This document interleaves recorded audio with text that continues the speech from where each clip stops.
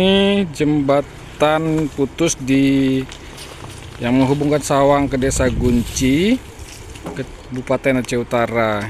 Rencananya ini dibangun jembatan darurat oleh Adikarya. Jembatan ini rencananya jenis Bailey. Terlihat di sana, sebelah sana ada eskavator dan sebelah sini ada eskavator. Dan ini baru pondasi setelah 2 bulan pasca bencana. Di sebelah sana terlihat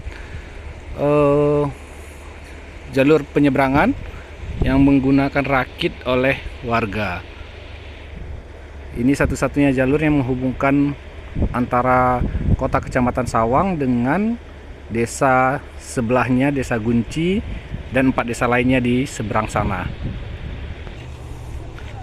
Sisa-sisa kehancuran pasca banjir yang dialami oleh warga masih terlihat jelas. Rumah-rumah yang nyaris seluruhnya jatuh ke bibir sungai.